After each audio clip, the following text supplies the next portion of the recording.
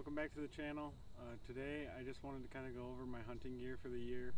I just got done shooting here at the practice range. Thought right now would be a good time, seeing as next week season's going to open, and my time doing videos like this is going to be cut short, and it's mainly going to be a lot of hunting videos and just shooting videos. So to start off, I guess we'll go over my bow. I am only an archery hunter, so I don't shoot a gun. I have shot guns before, but I don't hunt with a gun. So the bow I'm shooting now is a 56-pound custom bighorn recurve. I picked this up probably somewhere around January, and I've been shooting it ever since. I'm running 10-ring strings from Alan Schaefer and a clickety-click clicker. It's kind of fun to say, but I am running a limb clicker. I do have Tom Clum's grip clicker as well that I messed around with, but going into the hunting season I just felt a little bit more confident with the limb clicker. Going down to my tab, I'm running a Bateman tab, 3-under tab, solid construction, really like it, leather face. I get a really clean release out of this.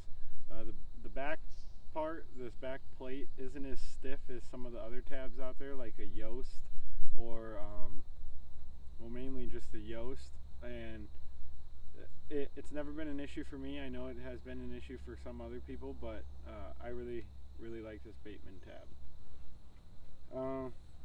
Moving on down to my hunting arrow. This is just a practice one, but I'm running Doug Fir from Sherwood Shafts. I'm running the 55 to 60 pound wood arrows. If you were to put them on a spine tester, they come out to about like a 400 spine. If you were running carbons or aluminums, it'd be close to a, well, not aluminums, but carbons, it'd be close to a 400 spine. They're cut to 29 inches. I'm running the Ace 200 grain Super Express broadhead. Really enjoying this. They're super easy to sharpen, and they get scary sharp. Really excited to send these through an animal this year. I've never sent one of these through an animal, so it'll kind of be a testing phase for these, but I am really enjoying them.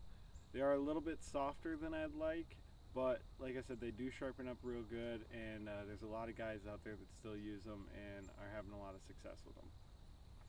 On the back end, I'm running 4-inch shield cut feathers.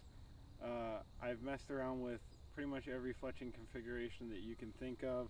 I've done the 3x5, I've done the 4x4, the 3x4.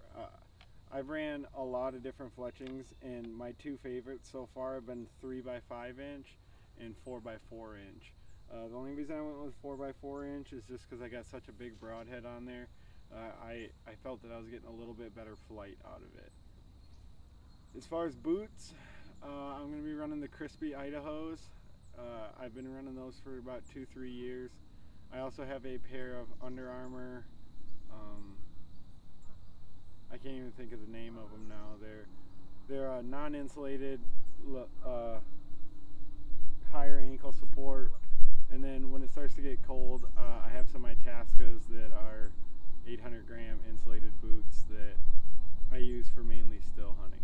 Now, as far as my kind of hunting style, I do hunt out of tree stands, but not as often as I do off the ground. I definitely hunt off the ground because you can be a little bit more aggressive. You're a little bit more mobile, and you can get a lot more done, in my opinion, as far as seeing what the animals are doing and adjusting to them, and being able to set up for a good position to get a shot. Especially with a recurve, I like to get in as close as I can, so it is nice to be mobile on the ground. So I do a lot of ground hunting. I do have a redneck blind seat that I have been using, and I have used a couple other little tripod style seats that I found to work pretty well. Going into the first hunting video, I will go over those and kind of show you how I like to use them. Continuing on to my clothing, I've really been happy with my clothing the last couple years. I went with Kuiu, as you can tell by my jacket. It is a little bit colder out today, so I'm running my my hunting jacket out here. and also to get a little bit more practice for when it does get colder and I will be wearing my jacket.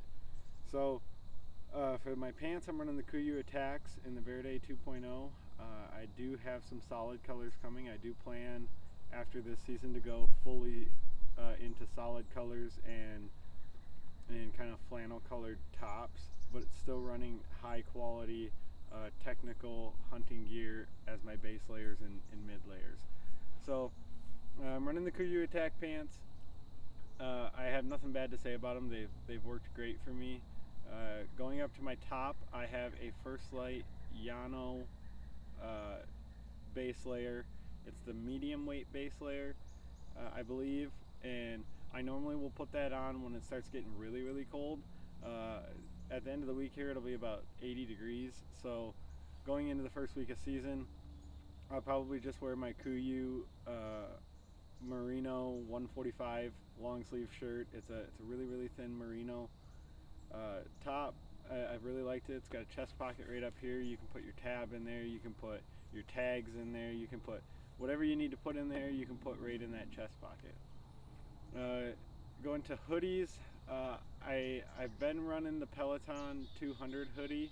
I'm thinking about switching to the Peloton 240, just get a little bit more weight and have less layers on and avoid using this jacket going into November. For my next layer above that, normally if it's really, really cold, I'll just throw your everyday standard sweatshirt on over those layers and then throw the jacket on over that. So that's worked really, really well for me. And also when it gets really, really cold, I do have some First Light long john leggings that are heavyweight merino wool as well when it does get really, really cold. So that's kind of when I run for a setup. My outer layer jacket is this jacket. It's the Kuiu Guide jacket in Verde 2.0. I have nothing bad to say about this jacket. It's held up to 2 hard years of hunting, and I put my gear to the test. I do bushwhack pretty often. I'm not afraid to walk through things.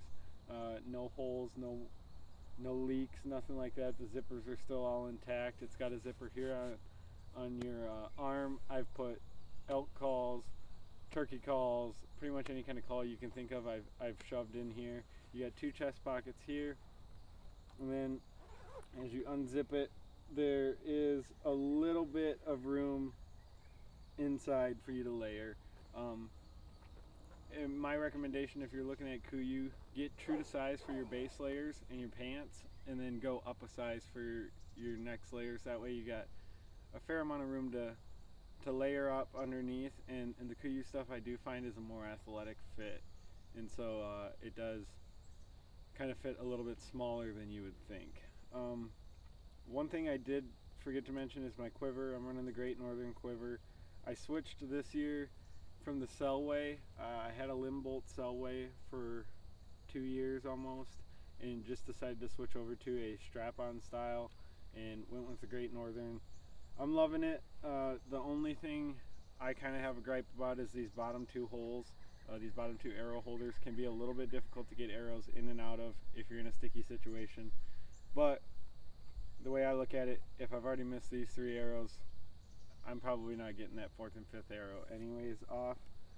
So typically in this spot right here, that's the more difficult spot to access, I'll put a stumper or something that I can walk around and shoot stumps with.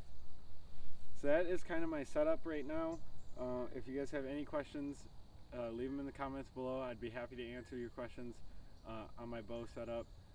I've been doing this a long time, archery in general, so I will have a little bit more tips and tricks videos coming out, like I mentioned in the last video. So that's all today. I just wanted to go over my hunting setup so that when hunting season comes around, I can direct people to a specific video of walking over what kind of I use as far as gear. With that being said, if you guys like the content, like, comment, subscribe, and I'd love to hear from you in the comments section below.